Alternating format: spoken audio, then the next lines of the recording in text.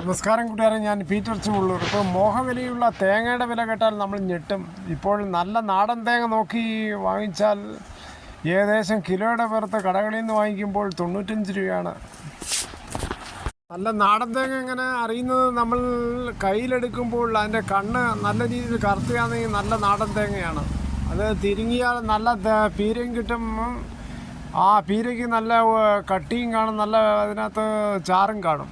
മറ്റേ വെറും കണ്ണൊക്കെ വെളുത്തേക്കുകയാണെങ്കിൽ അതിന് പീര വളരെ കുറയുകയും ചെയ്യും, അതിന് ഉൾക്കട്ടിയും കുറവായിരിക്കും. വാങ്ങിക്കുമ്പോൾ ഇങ്ങനെ നോക്കി വാങ്ങിക്കാൻ ശ്രമിക്കുക, അല്ലെങ്കിൽ പിന്നെ നമുക്ക് പണി കിട്ടും. സംസ്ഥാനത്തെ വിദ്യാഭ്യാസത്തിൽ ഏറ്റവും വലിയ ചർച്ചാ വിഷയമായിരിക്കുകയാണ് PM ശ്രീയിൽ. PM ശ്രീ എന്താണെന്ന് പറഞ്ഞാൽ പ്രധാനമന്ത്രി school for rising India, PMSHRI എന്നാണ് എൻ്റെ യഥാർത്ഥത്തിൽ. 2022 പ്രധാനമന്ത്രി നരേന്ദ്രമോദി പ്രഖ്യാപിച്ച പദ്ധതിയാണ്, സെപ്റ്റംബർ 7 പ്രഖ്യാപിച്ച പദ്ധതിയാണ് PM ശ്രീ. ഈ പദ്ധതിക്കായി കേന്ദ്രം അന്ന് വകവരുത്തിയത് ഏകദേശം 27,360 കോടി രൂപയാണ്.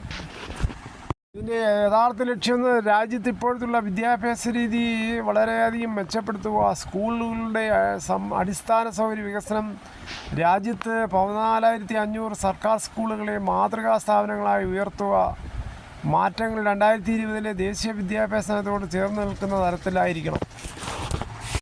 PM ശ്രീയിൽ ഉൾപ്പെടാൻ സ്കൂളുകൾക്കുള്ള മാനദണ്ഡങ്ങൾ. PM ശ്രീ സ്കൂളുകൾ തിരഞ്ഞെടുക്കുന്ന ചലഞ്ച് മോഡ് വഴി മിനിമം മാനദണ്ഡം കേടുപാടുകളില്ലാത്ത സ്കൂൾ കെട്ടിടം, പ്രവേശന റാമ്പ്, ആൺകുട്ടികൾക്കും പെൺകുട്ടികൾക്കും കുറഞ്ഞത് ഒരു ടോയ്ലറ്റ് വീതം.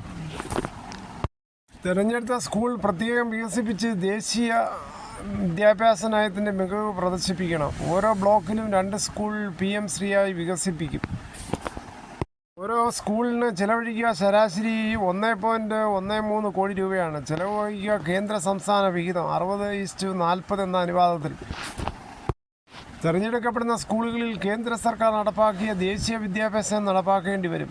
ഇവിടെ സംസ്ഥാന സിലബസിന് പകരം NCERTയുടെ സിലബസ് അനുസരിച്ചാകും പഠനം നടത്തേണ്ടത്.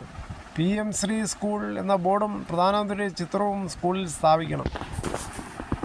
കായികം, കല, ശാസ്ത്രം എന്നീ വിഷയങ്ങളിൽ പ്രത്യേക ശ്രദ്ധ വേണം. കായിക രംഗത്ത് മെച്ചപ്പെട്ട സൗകര്യം, ഗ്രൗണ്ട്, അടിസ്ഥാന സൗകര്യ വികസനം, ശാസ്ത്രമേഖലയിൽ നൈപുണ്യം, സയൻസ് സർക്കിൾ, ഗണിത സർക്കിൾ, കൃഷിയെ പ്രോത്സാഹിപ്പിക്കാൻ പഠനരീതി, ഹരിത വിദ്യാലയം, പരിസ്ഥിതി, ജലസംരക്ഷണം എന്നിവ പ്രധാന വാഗ്ദാനങ്ങൾ. ഇതിലൂടെ കേന്ദ്രത്തിൽ നിന്ന് 1,500 കോടി രൂപയാണ് സംസ്ഥാനത്തിന് കിട്ടുന്നത്.